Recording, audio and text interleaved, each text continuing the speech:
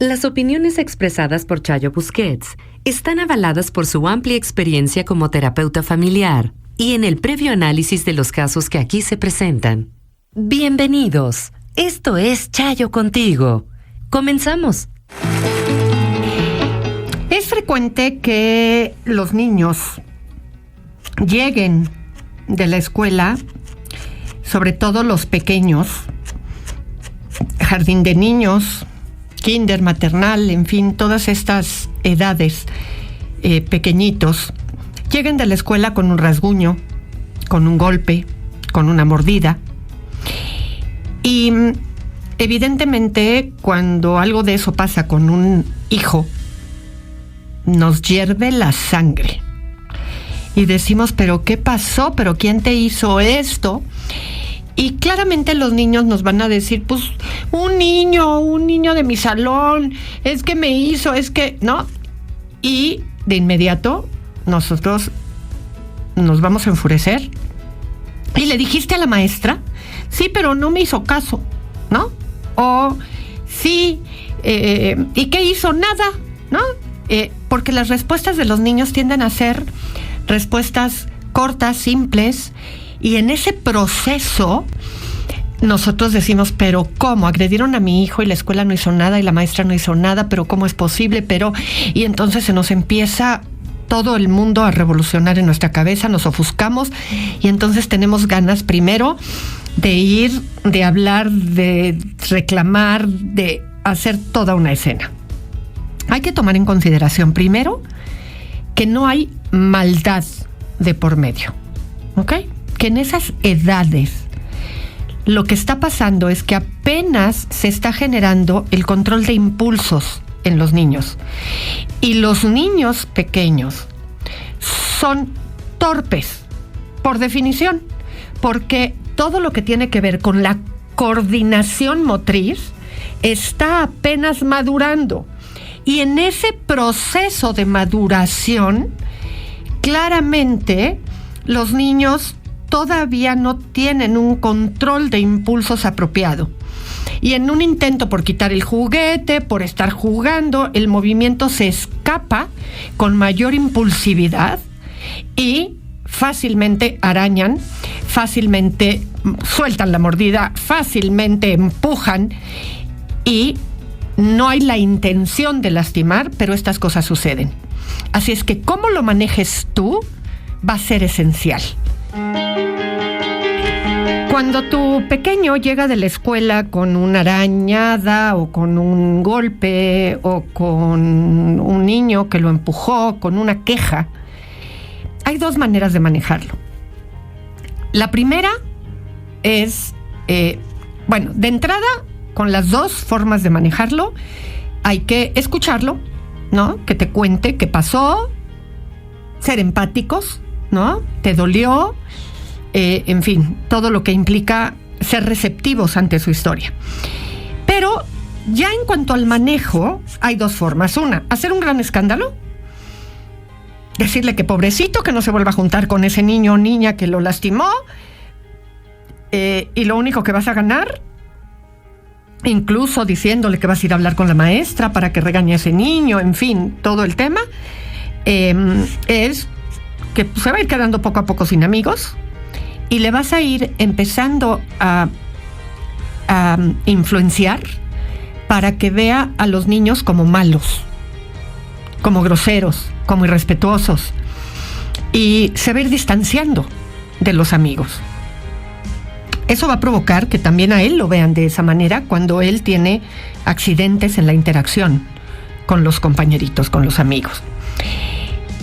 Y hay otra en donde de entrada lo que puedes hacer es decirle, lamento mucho lo que te pasó, probablemente lo hizo sin querer, dependiendo de la historia que te haya contado, ¿no? Es que quería la pelota que yo tenía y entonces me empujó y me la quitó. Y sí, están chiquitos, todavía no aprenden a pedírtelo. Él debió de habértela pedido con cuidado y no hacerlo así, pero a veces tenemos tantas ganas de algo que no nos tomamos el tiempo. ¿Te acuerdas el día que tú, cuando querías jugar a tal, empujaste a tu hermano? En fin, empezamos a tratar de ayudarlo a identificar las situaciones en las que la ansiedad nos gana y de pronto podemos tener actitudes impulsivas. Y que lo que vale la pena es que le diga al amigo: oye, eso que hiciste no me gustó, me dolió, me hubiera gustado que me lo pidieras, así no está bien, yo te lo hubiera prestado.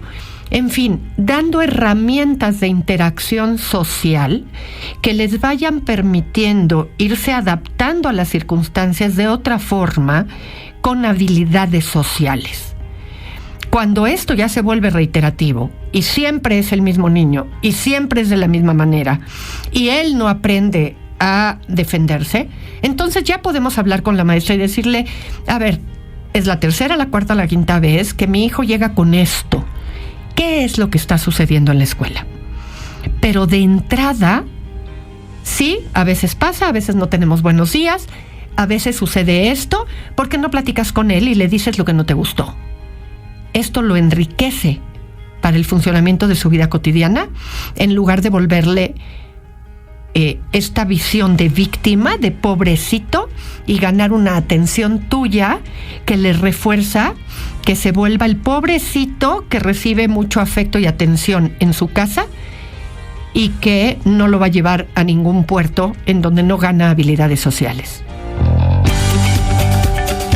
Es claro que nunca quisiéramos que tener que acudir a la escuela de nuestros hijos por una razón negativa, es decir, o porque a nuestro hijo le está pasando algo que no nos gusta, o porque hay una queja de nuestro hijo. Sin embargo, hay algo que es importante tomar en consideración. Cuando nuestro hijo es el que tiene la queja, es decir, cuando a nuestro hijo le hicieron algo, cuando nuestro hijo es la víctima, no es tan difícil irse a quejar. Es decir, voy y reclamo que la escuela no está haciendo nada ante el hecho de que otro niño está maltratando o que la maestra no está tratando bien a nuestro hijo o demás. El problema en realidad es cuando la escuela nos habla, porque nuestro hijo es el que está maltratando a otros niños. Y en muchísimas ocasiones, si no en todas, porque hay papás que saben muy bien de qué es capaz su hijo, pero en muchísimas ocasiones los padres tienen el comportamiento inapropiado de su hijo en su punto ciego. Es decir, no lo creen capaz de hacer nada malo. Es decir, nada que se vuelva una travesura desafortunada o desagradable contra otro chico. Y entonces, evidentemente, a la hora que le preguntan al hijo, el hijo dice: no, claro que no, yo no fui, así no fueron las cosas, te están engañando. Y vamos a la escuela y defendemos al hijo contra capa y espada y decimos: por supuesto que no, mi hijo ya me dijo y no fue así, y no voy a permitir que digan nada en contra de mi hijo. Y el tema es que cuando nos negamos y nos cegamos ante la posibilidad de que nuestro hijo puede ser un chico común y corriente y normal, en donde puede ser capaz de generar conductas desagradables por ganar aprobación, porque los demás se lo festejen, porque se vuelve muy divertido molestar al otro y por simplemente tener una postura de líder que gana aprobación y que no lo vuelve en una persona mala, simplemente en alguien que atrae la atención y el liderazgo a través de un comportamiento inapropiado que requeriría una llamada de atención. Y cuando te ciegas ante eso, la realidad es que este chico se acaba quedando sin nadie que lo eduque.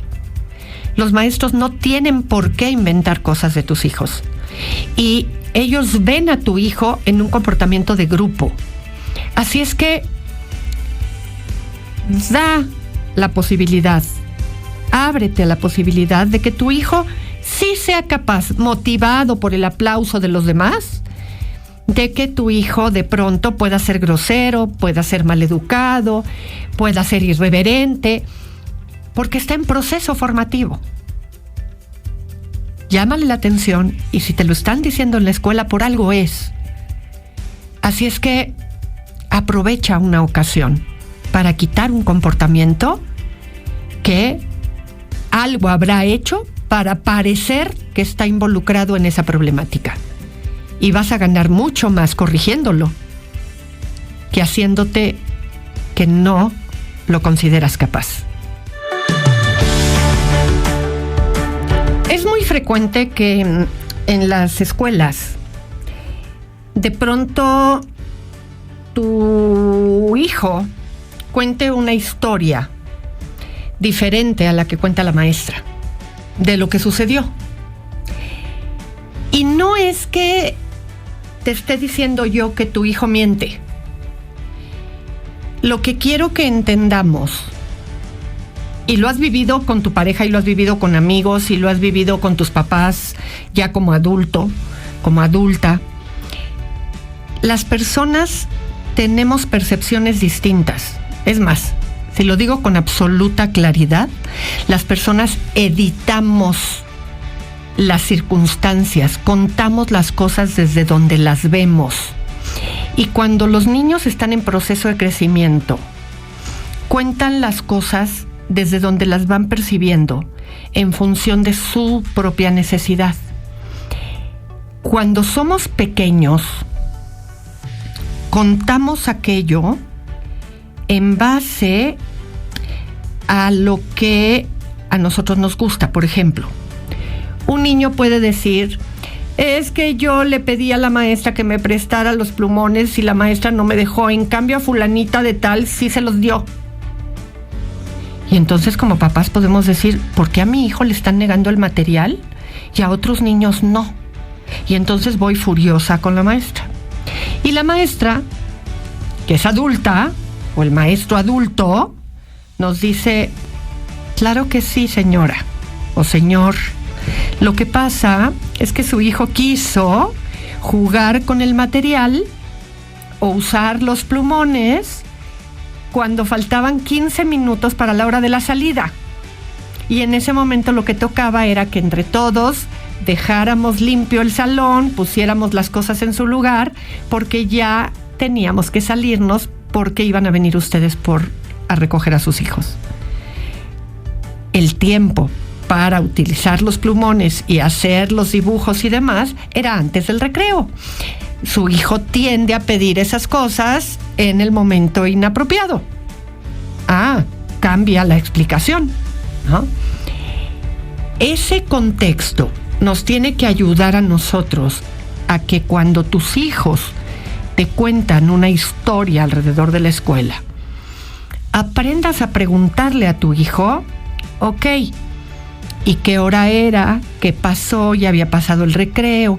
Porque le ayudamos a los niños a que desarrollen una forma de analizar las cosas en el antes, el después, el contexto de lo que estaba sucediendo, e incluso a poderle decir a nuestros hijos: ok, probablemente la maestra tenía razones para decirte que a eso no, o que por eso no. ¿Por qué no le preguntas mañana: maestra, ¿por qué yo no pude ayer utilizar los plumones? Y vamos a ver qué te dice la maestra. Ahora, con esto no quiero decir que haya ocasiones en donde sí haya errores de juicio de un maestro, pero tenemos que enseñarle a nuestros hijos a desarrollar un planteamiento más amplio al deseo del momento de querer utilizar algo en el justo momento en el que lo pide. Imagínate si el niño le fuera a contar a la maestra que tú no lo dejaste jugar con el videojuego, y cuando la maestra te viniera a reclamar a ti, le dirías: es que era hora de bañarse. Los niños no ven el contexto, y nosotros conocemos a los niños y tenemos que aprender a evaluar la situación de una manera distinta. La semana pasada les comenté aquí de manera rápida, y les prometí que lo íbamos a estar trabajando esta semana, cuáles son las consecuencias de desarrollar una adicción a ver pornografía. Ojo, no a ver pornografía, a generar una adicción a ver pornografía.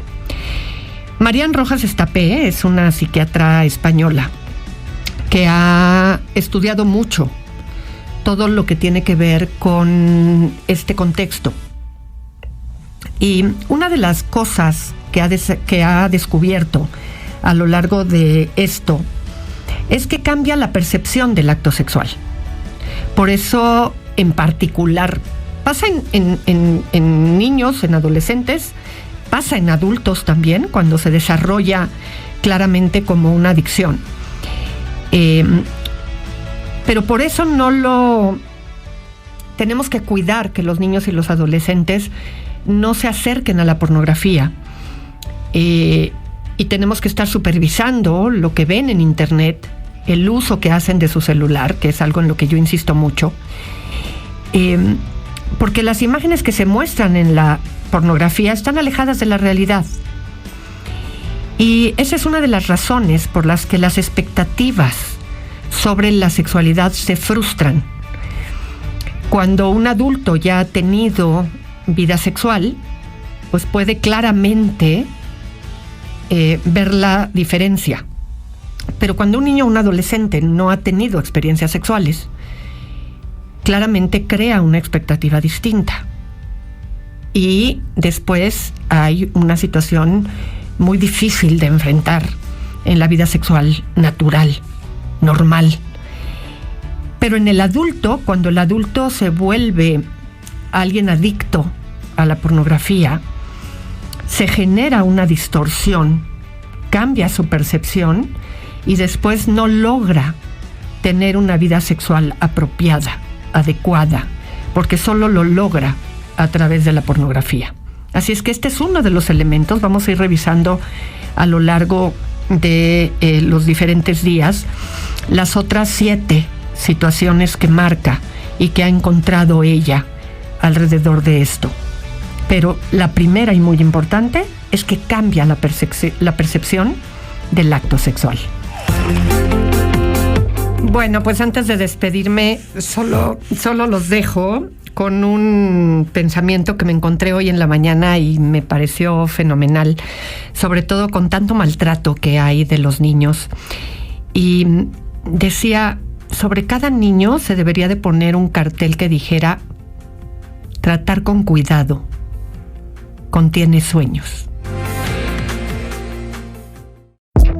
Audiocentro.